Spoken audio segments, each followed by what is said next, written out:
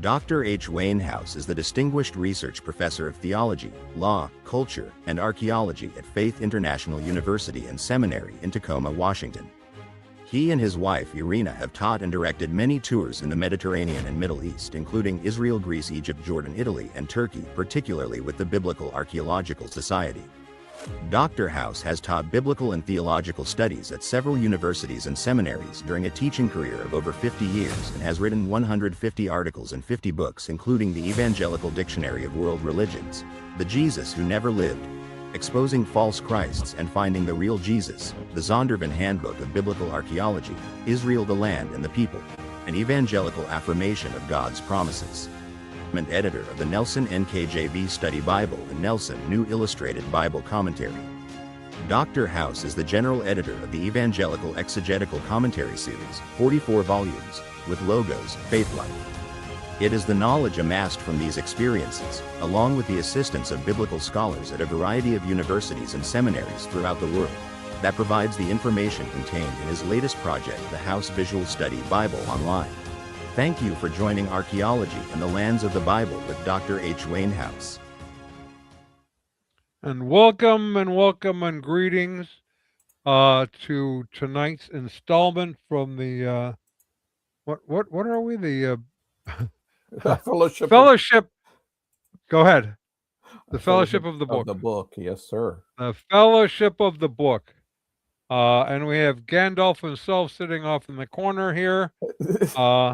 And he will be taking over next week. Dr. Williams will be taking over for 7 weeks. We're going to go through J. Gresham Mason's book, Christianity and Liberalism.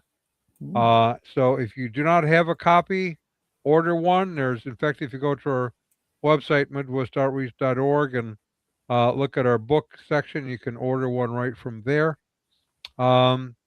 Or you could even get a PDF for free online if you look around for them. They're pretty available. Good book, very important book, largely because, as Dr. Williams pointed out before we started here, the church is making the same mistakes today as it was in the early 20th century. And I would point out that the church is making the same mistakes today as it did in the first century. And the first century was making the same mistakes that the nation of Israel was making all through the Old Testament. So they're all the same mistakes. They're just being replayed over and over and over again. Yes. False teachers coming in, taking over, redefining terms, and claiming that they are the one true mouthpiece for religion. So, but tonight our little fellowship is on the rocks again. As Dr. H. Wainhouse takes over to talk about archaeology and the cities of the Jordan Valley. Yep. Don't forget to unmute. That's what we're doing. So, Dr. House, would you like to say anything, or should we just launch right in? Well, are you letting me take it over now? Is that what we're doing? Or yeah, well, for a moment, as long as you behave. Well, I just want to be sure what I'm supposed to do, Yeah. Yeah, I thought I would take it over. If you have some PowerPoint that you have from me, we're going to look at, there's so much more I'd like to talk about, but there's just not time. I said the Jordan Valley. That's basically dealing with the issue of the Jordan River, and it's to the west of that, over against some other sites that we've been looking at over in Jordan. So I thought we'd just deal with, Jericho, and that's very familiar to us. I'm not going to go back and talk about Joshua and Jericho. We're going to talk about the site in the time of Jesus, really. We have some interesting things we can look at. I don't think I'll have time. I put just a little bit, sort of just an introductory thing to Qumran, but it may be time will run out. We won't do that, and we'll look at that another time. So let me just, if you can get the PowerPoint going. I can. We don't have to sing Joshua fit the Battle of Jericho or anything like that. What? Joshua fought the Battle of Jericho. We don't have to sing that song. Sing that? I know the song. I know the song. Yeah, there you go. There. As a final Goodbye. Hey, that's the thing. Wherever you go, there you are. There you are. Jericho was important in Israel's history. This is the Mhm. first place they really came to in the land, and took that city over. So some interesting things about Jericho. Yep. Yes. So I can. Oh, there, good. We have slides. That's There. We're gonna just slide right in there. Absolutely. We're good at I try to sliding. pick out some places. That you can talk about a lot of these sites for a long time, but I'm not going to do that. What we're going to do is introduce you to the puzzle, so to speak, the archaeological puzzle, the ancient roads in the city of Jericho. Now, if you've ever gone from Jerusalem to Jericho, it's a drop all the way to the area of the Dead Sea, and Jericho is a low area. So let's go ahead and move into the first slide where we can look at this. I like to put the maps where you can sort of see perspective. We talked about, as you well know, we talked about Tal Hammam over the city of Sodom, and that was on the eastern seaboard. As we're looking at the map here, there's not really a sea on the other side there, but nonetheless, it's the area of one of the cities of the Decapolis is connected to some of the ones we're looking at right now. Remember, we talked about Scythopolis? Mhm. Bet Shean. So you're going to need to come on down. You can't see it now, but we're going to be coming down the Jordan River from the Sea of Galilee all the way to, it says, the Dead Sea. And to the left is Jerusalem. And just to the top, and go to the next slide where we can get it all in. That's not very visible, is it? It's better for me when I was looking at it. But anyway, you can see just above the tip of the Salt Sea, the Dead Sea. There's a little bitty thing that says Jericho, so it's just barely on the other side. And I know when I've done Right here. digging at Tahal Mam over in Jordan, you can actually look directly over and you see Jericho. It's sort of about the same area. So that's where we're at. Jericho is right there. So Right there. now show Jerusalem is to the left a little bit and down, and you'll see the city of Jerusalem. It's not that far Right from yes, right there. And it's you Bethlehem right below that, and you go on down. You have other cities that we know about where Abraham lived and so forth. But that's Jericho's in the right above the area of Jerusalem. By the way, Jericho in modern times has been interesting because even though the Palestinian Authority wanted to exercise power over these places, Jericho became an important place for the Jews. The reason why is because they had a big hotel there and they had a gambling area. It's just like being in Vegas. Oh. So living there kind of is a gamble anyway. So. So whenever the finally made an issue and wouldn't let people in, the Jewish people in, that really hurt the economy terribly. Yeah. I have stayed in Jericho, actually, in that hotel. It's interesting. I didn't stay when they were gambling. Okay. Now another view. See, there it is, just a little bit to the northwest, and Jerusalem down to the southwest. So you can sort of get an idea where the city is now. Okay. Yeah. So what happens is that the Jews, excuse me, I should say it another way. The people of the Exodus, as they moved up, they came up the edge there, and they came up and went across to Jericho. They actually didn't go through the land of Israel as we think about it. And so they actually ended up going across there at the river that takes them into Jericho. Right. Continue on. Okay, so they came. So this is the river coming down here. That's Jericho. Yes, that's Jericho, and you can come south. You're going south in the Jordan River. Of course, that's the Sea of Galilee up above you there. Right.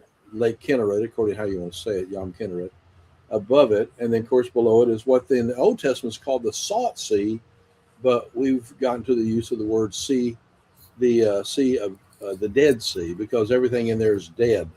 If you jump in there and probably try to make it, if you can float long enough, you're good. But it wouldn't be a good place to go down. I don't know if you really could go down. I've bobbed up in it a lot of times. I've never tried to go under. So it's really the stay alive sea if you go in there. This is a picture I took thousands of years ago. Of course. This is actually what it looks like before the Israelites came. There you go. And so this is the best shot I could come up with. Good angle. Something. Because it would have been, a large, have a city wall to protect yourself. And remember, where did the two people, or at least the person that hid the spies, where did she live? She lived up She on lived one in of the wall. walls. Yeah, in the wall. Isn't that interesting? Yeah. Of people living in the walls. You have that also in David City, right, in Jerusalem. There's a place that a person actually had a house built right there on the wall. And I don't think I'd want to be on the wall if I saw an army coming. Yeah. But nonetheless, that's what it was. Maybe the rent was cheaper. It may have. Or maybe she's part of the upper crust. Casualty insurance must have been terrible. Oh, does anybody know who the woman was that hid the spies? Rahab. Starts with an R. Rahab. Yeah, Rahab. Good. Very good. Of course, MJ, I expect you'd always come up with the answer. You're an A+ student. Oh, wow. But anyway, you can sort of get a perspective because we're about to go look at something that's not as obvious. This right here is at the 1 mile mark, so to speak. If you go there, you can get your picture made on this this camel or one like it.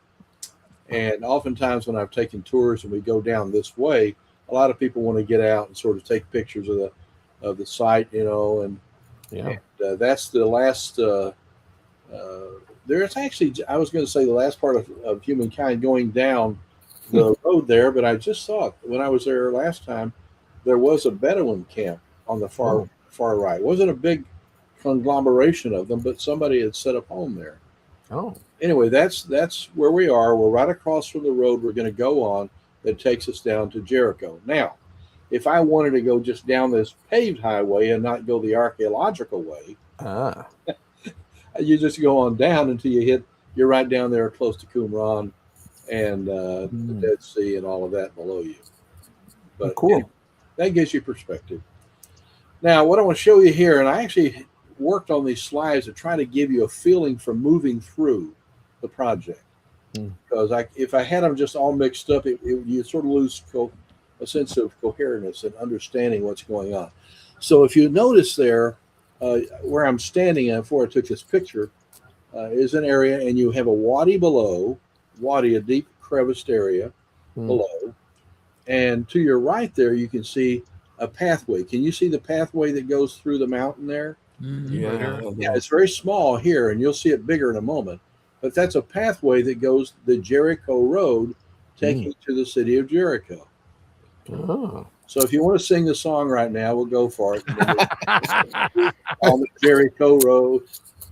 Okay, ready? So moving down this way, I actually have done some of this. So not normally. Normally I went down the faster way, but I thought I really need to go and look at this a little differently. So let's keep moving, and I'll show you the road here in a moment. Was this a road that they used way back then, or is this kind of modern? Yeah. I don't know if there were multiple roads. There is a road on the other side going to a monastery, but that's a highway. It's not a big one. Yeah. Keep moving. So Hope and Crosby didn't make a film, The Road to Jericho, did they? No. Okay. Okay. Yeah. Anyway, I don't want to get in the wadis. Wadis are dangerous. Or what do you know?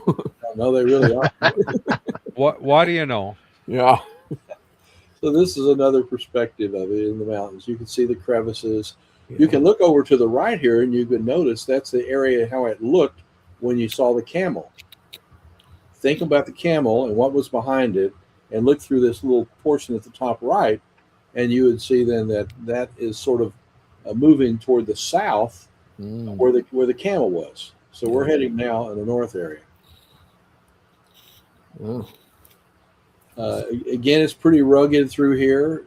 You can see little pieces of, not as obvious here, but there's a road that goes through there. Continue on. You'll see it's going to show up real soon. There we go. This is a road that takes you through that whole area. To the left, you would see, if you went there, you would see the wadi that's below it. But it's not a wide road, sort of like the ones in Ireland. Anybody ever driven in Ireland? No. Let me see your hand. Anybody? Ireland is terrible to drive in. Yeah. You get these little bitty old roads, and invariably somebody wants you to move to the side to let them by. Oh boy. It's very, very hard in Ireland. Yeah, but these roads aren't very big, but they're sufficient. Well, in Chicago, the roads are wide, but they still try to run you off. So That's true. Doesn't matter, no matter what. But these were not paved in the days of Jesus. Okay. Okay. You can see again different portions of the mountain. See how irregular these are. There's a lot of land behind what you're looking at, and you can see if you look real carefully a little road going there up to There the it is. right. Can you see it? Yep. So this shows you from different vantage points as you're going through here, and they sort of weave and do like this as you're going through the place. Gotcha. I don't know why they didn't just build a straight it's through. kind of interesting terrain here. You've got this, whatever's going on here, and looks like this is almost carved out of something. Yeah. I think the Roman soldiers were really lazy around here. They built a really nice road through here. You would think. Okay, here's some that's portions of it. Again, some is more today paved, some is not. Now we get to these are all be paved from now on, I think. So you're going up here. By the way, last time I went through here, there was a person right on the left selling merchandise. And I thought, do you get that much business here? Yeah, right. Depends what they're selling. Oh, it was you. It was you selling stuff. There's the salesman right there. Yeah, right. He's selling hats. I see that. Yeah. Well, hats are very helpful in the desert. That's what I mean. Yeah. Now I took this here to prove I was there. Okay, now what you're seeing is St. George Monastery here. That's in the crevices. There's to the left of that monastery. If you were to, I couldn't get you the angle for it. I didn't go down there. I've been to monasteries before, but I didn't want to go down to this one. But there's actually to the left there, you can almost see if you bring that thing down a little bit, that arrow, it's the arrow down a little bit, right about there. There's a cave there, and then you have the monastery, and then around the edge there's another big entrance to it. So I've seen how it looks, but we're going to see a bigger picture the next view. Nice. Ooh. Okay, this gives you a little bit more perspective. You can see the cave entrance a little bit to the left, and you can see now. Notice if you move that arrow down a little bit more, go down, down, down, down. Down. There's a road right around there, comes in there, that crosses. Okay. So that's a road actually, and you can get into the monastery that way. These monasteries are fascinating. Oh, by the way, did you hear recently that a lot of Egyptian, sort of like a Hamas kind of group, but not exactly that, but they were like a soldier group. But Egypt took away St. Catherine's Monastery from the Greeks. Oh. And I thought that's a bad scene. They made I know one of the monks there. He's actually from California. No, seriously, he is. He's a Californian. And he's been over there for several years. Okay. And they have precious manuscripts inside St. Catherine's Monastery. Anybody know the major Greek manuscript that was found in St. Catherine's Monastery? No. Oh, you know that for sure. You're in the Sinai. Oh, Leviticus. yes, that one. This place, St. Catherine's in Egypt. The Sinaiticus, yes. Now, this right here is, I don't know anything much about it, so I'm not going to talk about what I don't know about. I know the name of it, You can look down in there when you're on the road and sort of get a perspective. Monasteries are very similar, except usually monasteries I've been at have been on sort of regular ground instead of you have to go down almost to an wadi to get into it. Yeah. But Jericho is unique in that regard. You have this one that's in the wadi there as you come up the Jericho Road to your left, but you also have another monastery near the actual site of the city of Jericho that's high on the hill. So that it's sort of different angles, and we'll look at that in a moment. This is Jericho from a distance. I'm trying to give you perspective again. You're coming down the highway, you can look out and you can see Jericho in the distance. Next. It gets closer as we move through. Closer. I'm giving you perspective. Now, what you've got here is something that is, as you're coming down the road there, this is closer to you than actually the site of what we think of as the city of Jericho. Because who built a castle? Actually, castle's not the right word. Who built a palace in Jericho? Wasn't it Herod? Herod the Great. He was building palaces all over the country. He sure was. And why did he like building palaces? He liked to talk about himself a lot. Bored, nothing better to do. Huh? Bored and nothing better to do. We're just gonna build a palace. Actually, he was a builder. That was one thing. Herod built palaces various places because whenever he would travel, for example, he wanted to be close to a place that had soldiers and a big wall. Yeah. And the reason why is because people didn't like him. He was a little paranoid, wasn't he? He was always afraid of being assassinated. A little paranoid, wasn't he? Yeah, he was. And for example, when the three wise men, or however many there were, came to him and talked about this Messiah that's born in Bethlehem, he's afraid of the baby. Yeah. Not the baby at that time, but growing up, and actually he thinks he's going to live a lot longer and rule a lot longer. And the idea of someone who was maybe going to be able to take over, he just couldn't take it. But this is the beginning. They uncovered a lot of the palace there. We're going to look back in a moment to the left on these slides, and you'll also see he built, and I say this because it's almost incredulity, because Herod killed about everybody. Yeah. It's so amazing how he wiped out people in his family, but he didn't wipe out his mother. And so he actually built her a little palace up on top of the hill. Oh. And you go by that when you come down the road you ride on that I'll show you. You keep riding down, you're going to ride right on the other side of this structure here, down the road that goes down into where Herod's palace is, down below. So him and mom didn't probably get along either. But at least he let her have a place there. So that's, you're in the desert, but these are structures. Now this is another look, see, from another little angle. You have an upward structure above there. Now keep moving and I want to show you some more. That's not a good one, but that actually is one that shows you the greenery of the place. Even though it's in the desert, there is still, we tend to think deserts, particularly maybe this is true in Saudi Arabia, maybe, but to be in the desert doesn't mean you go without rain.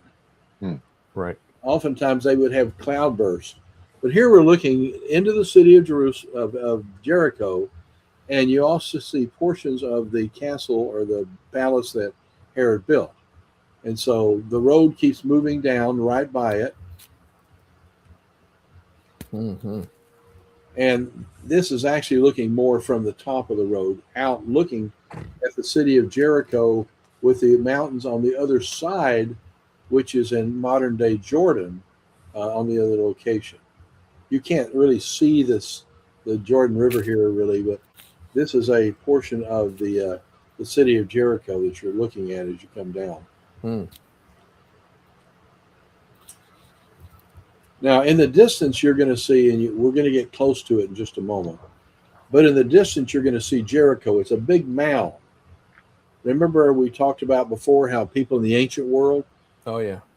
Well, we have places. If there's a building going to need to be taken down, you don't just simply leave the rubble there. You actually take it all away, right? Mm-hmm. In the ancient world, they kept building and building on sites. And so, matter of fact, I don't know, Donald, you may know more about this than I do, but that if you look at Megiddo, it has, I don't know, maybe what is it, more than 20 civilizations that have sort of lived there. I think it's a lot. Hmm. It's not like 10 or 12. It's close to that, if not more. Wow. Yeah.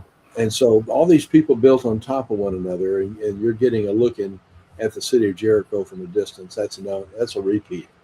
So keep moving. Now, you can see, even though you have an ancient city like this, there are some modern events or modern things occurring.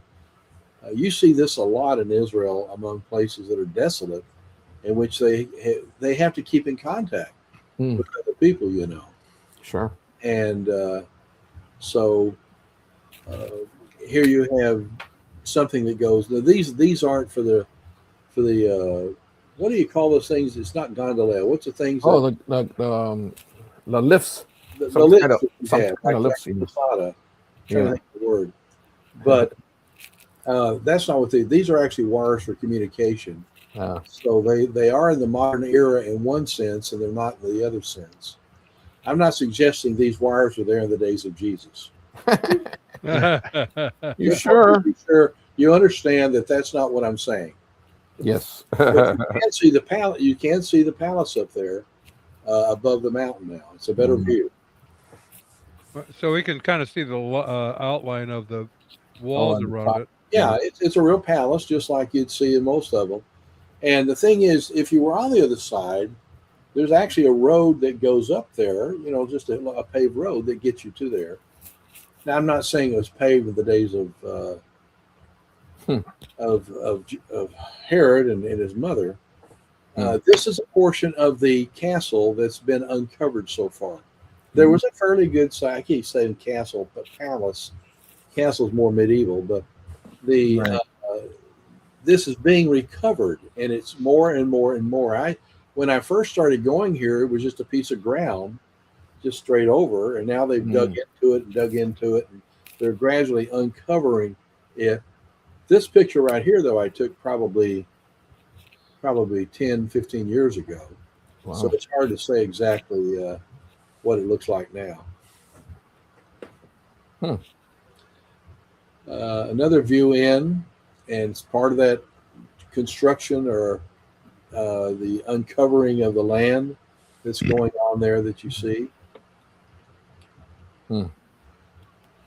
Wow. Up close, a little bit closer, you see. These are only fragments of it. If you were there, there's a lot more around, but this is sort of, they're digging down. This looks to be like a staircase, it looks like. It sure does. Yeah. I'll tell you something interesting before we move on. This is a much bigger view of it. Wow. It's interesting. Herod knew that nobody liked him. I don't think anybody liked him. Gee, I wonder why. But I'm serious. But he was also he had paranoia. Yeah. That's why he built the Herodium as he did. He wanted a place he could escape to and have his soldiers up there and protect him. Yeah. So he built several places throughout Israel for areas of protection. And Donald, I'm not sure about this. I'm referring to you, and just in case you know, I'm not sure if Herod built where across the Jordan and the sea, the Salt Sea, there's where Antipas lived. That's where John was. Was that built by Herod the Great, or was that built later by maybe Antipas? I don't know. I just don't remember. But Herod made a thing that he actually had, thinking about he was getting closer to death. He made a ruling that when he died, and of course he was actually at the place in Jericho, and they removed him from and had caravan's not the right word, but it wasn't a parade either. That's not the right word. A But procession? Huh? A procession? A procession might be good. Yeah, leaving from there, covered by soldiers and others, and going up to Jerusalem on down and over, and finally to the Herodium. Mm. And he wanted to be sure that people honored his death, Okay. so that he actually had 100 of the prominent Jewish citizens chosen to be put to death at the time of his death, Wow. where people at least would be crying somewhere. For those people. They wouldn't be crying for him, but nonetheless, he did that. He was crazy. Yeah. But when he did that, it was rescinded by those who took over from Herod. So actually, that never occurred. Oof. Yeah. Now, this is an entrance into the site we call Jericho. Now, obviously, you can say the whole area is Jericho, but now we're talking about the location of the mound that did have these beautiful walls around that I gave you a picture of. Right. That actually the people from Israel finally were able to break into after the walls fell down. So the original Jericho. Yeah. But look at this with me just a moment. Nice. This is a really nice area outside the entrance. If you were to actually just turn your sight just a little bit to the northeast there and look, if you could do this standing here, you'd see the entrance that they take your money and give you your ticket to get in. So Elisha didn't found this fountain, did he? Probably not. You can see the hills in the back there, right? Oh yeah. Okay. So this is a pretty area they put in. Actually, I think you buy your tickets across the way behind you where the store is, and you give your ticket here. So you go through a little gate, but it's a nice entrance. They have a lot of peacocks over there for some reason. Anybody seen peacocks at Jericho? Yeah, we got these little peacocks over there. They're really pretty. We're turning a right lane and going into the site. All right. Oh, there it is. This is Is this picture you take it to? Since I was going to take you actually into the so-called site of Jericho, I thought I would show you a picture that I found of the former times when it was. This would have been after. This wouldn't be the times of Joshua, but people they inhabited in Jericho in that area, even years later. So this is a painting that I did on the slide. Gotcha. Not really. I'm lying about it. Okay. He's telling a tall tale there, I think. Yeah. Ooh. Okay, here we go. Now we're to the place. I won't tell you who, but I know somebody who actually took a brick from the wall of Jericho back home with him. What? I'll not say who. No. But nevertheless, this is the mound, and it looks different. I mean, it just looks like a big mound, but actually there's all sorts of structure under this over time. And so we'll see some of the structure. Now, you've had some important people. You've had a man by the name of John Garstang who worked in there many years ago. You had a lady, something or other. Trying to think of her name. I know it. I just can't think of it right now. But Madam something from England, in which she said Garstang's thinking was wrong. And now the third archaeologist that's working over there is Bryant Wood.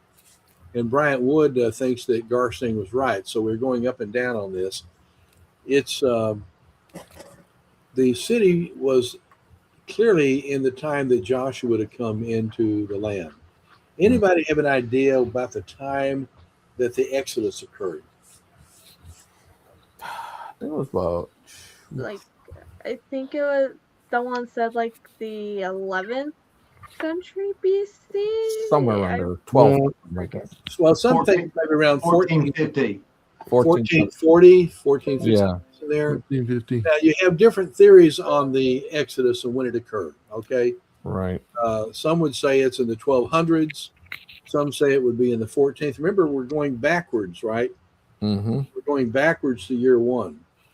We're not going forward. And Right. so I think it's around 1440, 45, someplace in there. Some would say 1250, some say 1295. Mm-hmm. But they spent a number of years. How many years in the desert? 40. 40. About 40 years. The number 40 sort of fits, doesn't it? 40, yeah. Mhm. So 40 years. And so the people who came into the land were not the people, except for children, were not the people who left Exodus from Egypt. Mm. Okay. So looking at this, these are some houses there that you can look at and so forth at the site. People live all the way around this area. It's not just their home, you know. Mm-hmm. And just that you have archaeological stuff in your midst. But that's the mound that actually would have been gone around, but it didn't look like that in days of Joshua. Okay, so it's been built up since those days, right? Yeah. Pretty Yeah. much. Yeah, modernized a little bit. Yeah. Another view is just you're closer to it, so you can have a different angle. Again, it's a mound.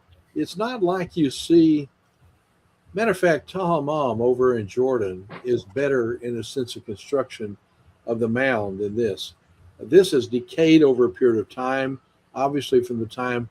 What did Joshua and his men do after they took over the city? They sacked it, right? Mm-hmm. Yeah, they probably burned it. Yeah. And of course, they all the inhabitants were taken, and everything was dedicated to the Lord. And so somebody got in trouble because they wrote something on the side back home. Oh, the loot, or some of the loot. Yeah, that was a tragedy for those people because they for so little they got so much. Mm-hmm. Yeah. And I'm saying those in the opposite way because they lost their lives because of it. Sure did. But anyway, this would be the mound that they went around. Let's move in closer. Closer. Now, if you'll see those little bitty, looks like construction up there on the top right, that's for, sitting out of the sun. But it also lets you look across the land quite easily. And you can't see it here, but that place that you have that really pretty area with a little pool there and so forth. And I said, you actually go in and you climb up, and finally you find yourself at the level of those little bitty buildings that are there. They're little, like what would you call those? Not porches, but I want to say, yeah, I can't think of that. Not gazebos, but maybe, I don't know. No, that's not the word either. But whatever it is, you know what I'm saying. You get in there and you sit down, relax, and be out in the shade. Anyway, the entrance and the stairways that goes up as you're going there goes to that level that you're looking at right there. Mm. I'm just trying to give you a feel for being there as much as I can. Okay. Wow. Now, this is a picture. I was in a balloon flying above this, and took the picture. You bet you I did. By the way, I've actually done when I was in the down at Eilat in the southern portion of Israel into the sea that's there. Let's just leave that on a moment. I got my story to tell. I've been there many times to Eilat, and oftentimes doing that when we're going to go over and see Petra. But if you go out on the lake there, or the sea actually, at Eilat, you'll be in sometimes a big boat, but around will come these smaller boats to you, and if you pay the money, you could get into that, and they would take you out and give you one of these things you hold on to, and you have this figure, this balloon-like figure above you, and you travel up, and I actually flew around the Red Sea there. What? That I was so courageous, I couldn't believe it because I hate heights. But if I fall, I fall in the sea. That's not like concrete is. I don't know. Well, it depends But on how you are. But I really didn't take this picture because I wouldn't want to. Where did our picture go? I'm talking about it. Stay still. Now, Yes, I will. so you can see that there's part of the modern world there, Yeah. and you have these roads that are like you would have had like on a highway, and they're on the left too. But in that little area there is an archaeological find, and that's people live around it. Commerce goes on. It's into, Apparently. and so that's what we're looking at now. You're actually looking at the southern portion. If you were to, you go on the other side up there, there's a little building we'll show you in a minute. But that is the top of Jericho. Mm-hmm. Are you ready now? Yeah. I have no idea what that is. But I It's think that's a subdivision. Yeah. Yeah. Sure you put Yeah. that in. I don't remember putting that in there. That's a portion of that section we looked at earlier where they're doing the archaeology. So that's not the mound there. Just keep moving. Okay. Sure how they got that in there. Now inside the city is what you're looking at now. They have dug inside this mound, the tail, as we call it, tail, and they begun to uncover things inside the tail. So that's what they're digging here. You're looking not only for buildings and so forth. You're looking for ornaments. You're looking for weapons, anything you can use and get information about the time that you're talking about in the middle of the 15th century BC. So they have lots of these there where you build, and you can see where the people walk around, but they also have dug all the way down here. It's a lot of work to do all of that. Mm-hmm. Continue on. I'll show you another section of it. This is an actual tower that they found. Now the tower used to be taller than this, but this is actually a tower that would have been at Jericho, and they probably had several towers around the city for protection. And this is one. But notice to the right, what do you see that's interesting? Little steps. Stairs. Yeah, the stairs. Yeah, I thought that's interesting. If they uncovered those and what that would deal with, I really don't know. But I've never really. Who would want to walk there? I don't know. Yeah. I don't don't think it helps you to get across to the other, but you could maybe jump it. I don't know. Oh, But they've dug down that far in this area. wow. That's another view of it. It's pretty deep, yeah.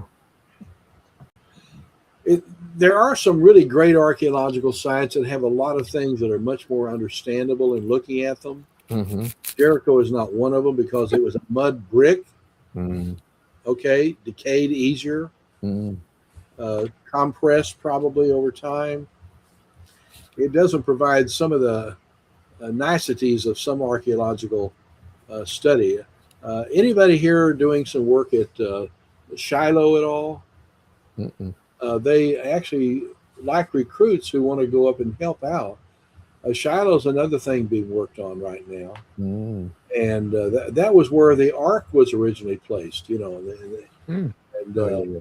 so it left Shiloh eventually and found its way to the temple in the days of Solomon. So there's other things to say about Shiloh, but you can get involved in an archaeological excavation. It's sort of fun. You just need to, give a few weeks of your summer or something, or a spring, and get over there and learn some more about it. But you can see all the mud brick. This is how the city was. We don't think of that. And we think more of big stones and so forth, which became later, but not at this period of time. Yeah. Very different. Just another showing, different angle.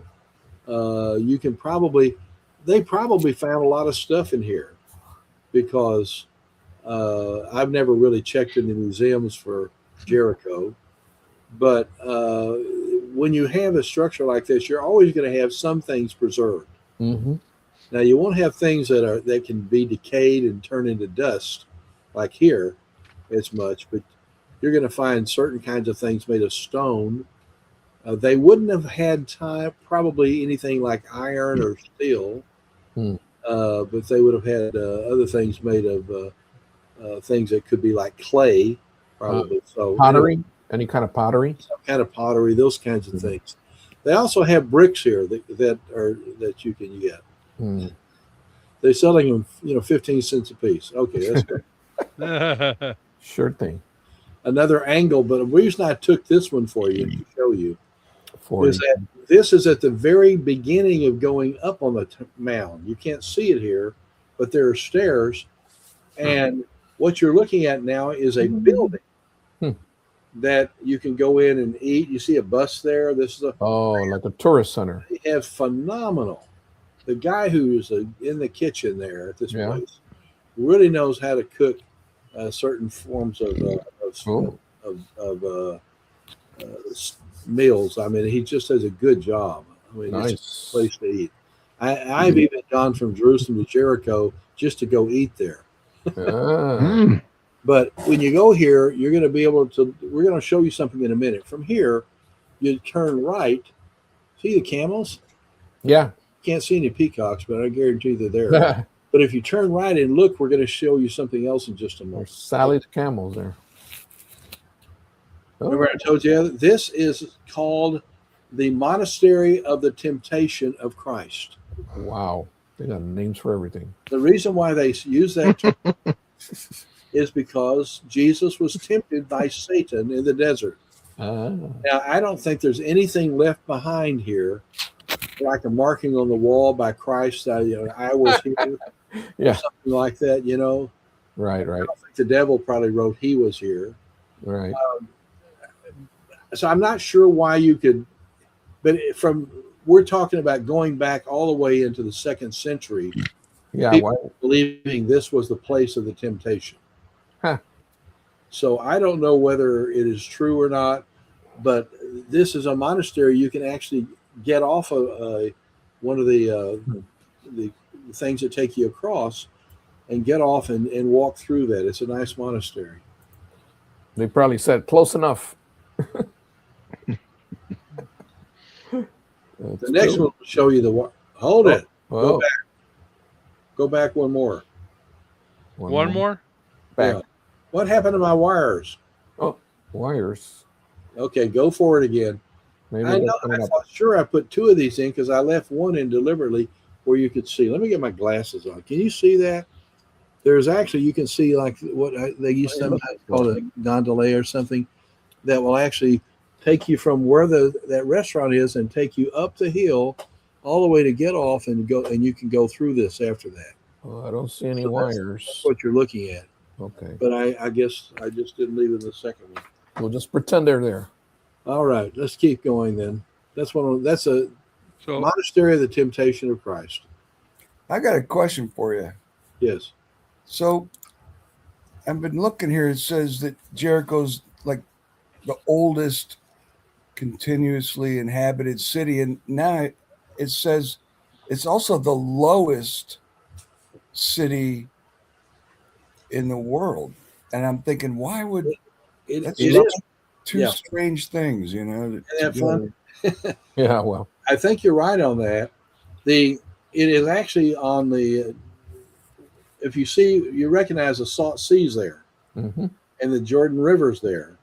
These are going to the east of the city, and going down and going into, and that is actually right on the level of the earth there. That is considered the lowest place around. Yeah. And you've seen a little of it from where we've been going up and coming down. Mm. But even that is not good enough. See, because when I took you from the camel, that actually was also way, way, way, way, way down toward the Dead Sea area. Hmm. So even with that, it's very, very low. Jerusalem's very high in comparison. Jerusalem's in the mountain area. That's why, for example, the people who the ancient Philistines had difficulty. They had iron weapons and chariots, and they couldn't come up and do much in Jerusalem because it required them to climb the mountain. Yeah. So the elevation here is important between the city of Jerusalem and the city of Jericho. It says approximately 846 feet below sea level. It's supposed to be, that's true, the lowest city on earth. Yeah, it is. Interesting. And I like Jericho. I've been around and walked around all over there. Mm. By the way, I deliberately put this on there. I'm going to see if you can tell me what kind of tree is that. That is a very large tree. olive tree? There's a story about a man in Jericho who wanted to see Jesus, and he was a short guy. Mr. Zacchaeus. Mr. Z. Zacchaeus. Yeah. Yeah. He climbed the sycamore tree The sycamore tree. Yeah. and looked down at Jesus, and Jesus said, "Come down. I want to spend my day with you." Remember that? Mm-hmm. He takes this guy. He's a wealthy guy, but he's really intrigued by Jesus. And Jesus said, "Zacchaeus, come down. I will eat with you today." And that's an interesting story. And this is a sycamore tree. But actually, if you look carefully, I think I'm right on this. Let me get my glasses on. Yes, I am right. I thought this was the one. If you look in this real close, it looks like a man and a woman who are actually standing on the Oh, there they are. There's a man right there, and here's a. Isn't that interesting? There's Zacchaeus and his wife. But this is a very common. Zacchaeus and his wife. I don't know. I don't know if they're husband and wife, but I do know it's a very famous place that people who come to visit Jericho, many people like to climb up there because they know the story of Zacchaeus.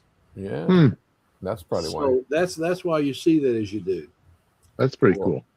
Well, we've got a short time. Let's keep moving. I want to show you something else that has nothing to do with Jericho, because I knew this is my last talk until we take it over again late March, when I'll be dealing with the teaching of archaeology and Jesus, focusing eventually into the death of Christ, the crucifixion, death of Christ, the resurrection of Christ, and also I'm going to talk about the Shroud of Turin at that time. I won't tell you what I'm doing in that area, but it's something I'm working on. So are you going to do that today? Because we're not going to be back here for a while. That's all in April. Now it says next week, but keep moving. I want to just show you the area. Can you now see where things are? You know where the Salt Sea is, the Dead Sea. You know this. You can see up above. You can see that that's the River Jordan coming from Bet Shean. Not Bet Shean, but coming from the area of the Galilee up there near Magdala and so forth. And you come on down to the top of the Dead Sea, and going to the left, you're going to have Jericho a little bit to the left to the north, and then Jerusalem straight across. That's what you see there. Now let's keep moving. So we're going to be at Qumran. Yeah, that's not a good picture. Go on. We're at Qumran. This is actually moved into Qumran. I'm not going to be able to say a lot about this. I've actually taught on this in an archaeological museum in California a while back, and that was really fun. But we did look at this in a previous week as well. Yeah, but I'm going to tell you some things. Okay. This, if you look here in these various caves, you have cave 1, cave 2, 3, 4, 5. They have all these caves, and that people actually got into. And you can tell cave 1. I don't think I told you this. If you walk across the top, there's flat ground, sort of high. You have a wadi below. You walk across here at the top. See the top area? Mm-hmm. And then you walk on down, and you actually can get into the cave by doing that. You walk across down that little path and down into the cave.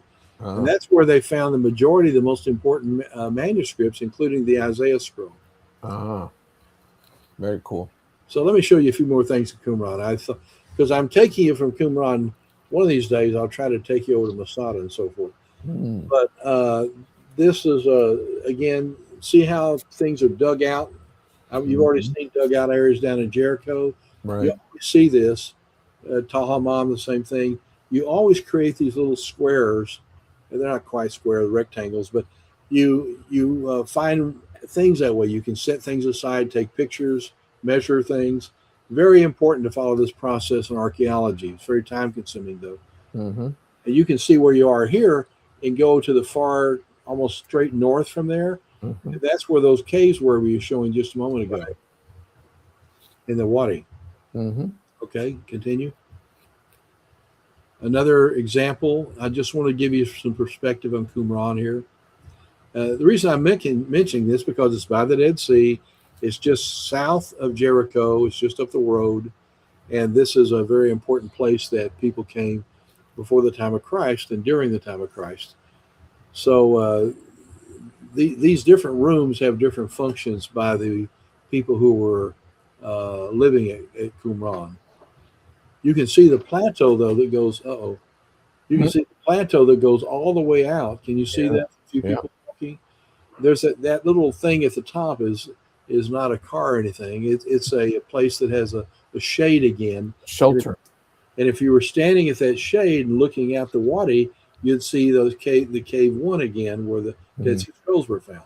Cool. Now, one other thing about this for your information, if you go farther out from that, that's where Randall Price was digging and seeking to find some of the things that would be at Qumran that hadn't been discovered yet. And he did find a few little things that were interesting.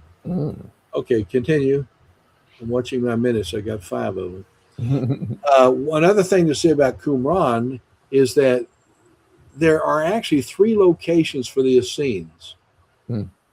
One is at Qumran that we just got through looking at. That's where a lot of these Essenes lived, and they had a very messianic view of Messiah coming, and they largely were just all men. That's pretty well conclusive. And they lived an existence in the desert and just basically copied manuscripts. And fortunately, they did that because we have Hebrew manuscripts go way back because of it. Right. And also, but in the city of Jerusalem, they also had a Essene community. They were not the desert, but they lived in Jerusalem, and they carried on some of the similar kind of Essene practices, which were Hasidic. This says the gate of the Essenes there, one of the gates of the city. Now keep moving. I'll show you more. So that's the Essene community. Even came into Jerusalem. It also went to Syria. Wow. Go ahead. It went to Syria, and they had an Essene community in Syria. This just gives you a top out looking at the various places in there. You can see where the Temple of Jupiter was in the top right. That's what happened after Hadrian. Right. You had where we have the Church of the Holy Sepulchre today. That's where the temple to, excuse me, I'm getting that mixed up in my head. The Temple of Jupiter dealt with where the Temple Mount was with the temples that was destroyed.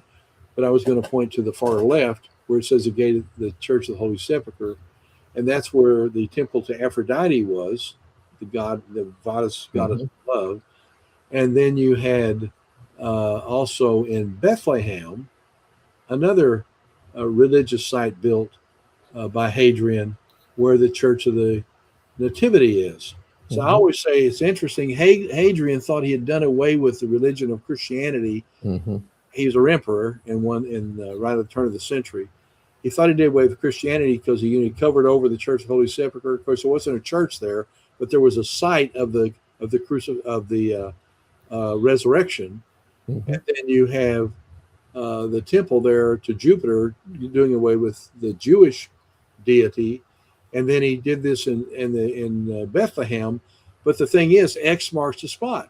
The places he marked, you had to. Why did you mark those? Because it was a practice in the ancient world that when you conquered a people, you would actually build things over their religious sites, demonstrating that your God is better than their God. Right. That was a regular practice that occurred. So these spots have been marked in the history of the city of Jerusalem. So those are pretty cool. Very interesting. And anyway, we can sort of stop with that. I just want to and that's what it says. Stop here. Stop here. Whoa. How convenient. Yeah. Listen, let me tell you, I hope you've had some fun with this. I tried to make it more than just teaching like I would maybe in an area like in an audience where you have a big conference or something. To make it a little more fun of doing archaeology. Archaeology is really great. You ought to try it sometime. There are many times people can go over. Arena and me went over to Tahamam a number of times, and also Shiloh. So those are all available sometimes. They've closed down Amman now, but they've opened up other areas like Shiloh, which looks really good. Cool. Any other questions? No. When we come back late March, we're going to start learning about Jesus and archaeology. I'm going to show you a lot of evidence for the historicity of Jesus. all the way to his issue of his crucifixion and resurrection. And I want to talk a little bit about the Shroud of Turin at that point. Awesome. Did So, we cover the place Jesus was baptized? Because it showed on the map that it was not far from Jericho, but there was a lot of structure there. it's fairly close to Qumran, probably, or Jericho, probably. But and people, you have to realize what happens in the ancient world. Oftentimes they will say it's here, it's here, it's here. Yeah. You have to have some more proof besides saying it's here. And so with Jesus's baptism, if they had to build a big building there, maybe Yeah. it maybe had some kind of evidence, but the water just keeps flowing, you know. And so Jesus, you can say Jesus was somewhere in the Jordan River. Right. There you go. All right. God bless you all. Hope to see you again late March for some more. Yeah. You- Second. Don't forget Donald Williams next week talking about everything he knows about J. Gresham Machen. Uh-huh. Well, about progressives through the eyes of J. Gresham Machen and Donald Williams. And of course, I will interfere from time to time just because I can. There you go. And Don, fortunately, puts up with me just like Wayne does. So that's a good thing. Yep. Thanks a lot, Wayne. It was good. Really, really well. Love you guys. Yeah. For everyone out there, Love we're you. going to be signing off. Get the book, Christianity and Liberalism, J. Gresham Machen. It was published originally in 1923. You can get good, solid copies of it today. Amazon.com. You can get PDFs of it online. Or email us, and we'll make sure you can get a copy. But you want to read it. It's not long. You have an introduction and 6 chapters. Sounds So good. it'll be The about names have been changed to protect the guilty, but the deviations from orthodoxy Yeah. are remain the same. exactly the same today that he was dealing with back then. Absolutely. Pretty much. Makes sense.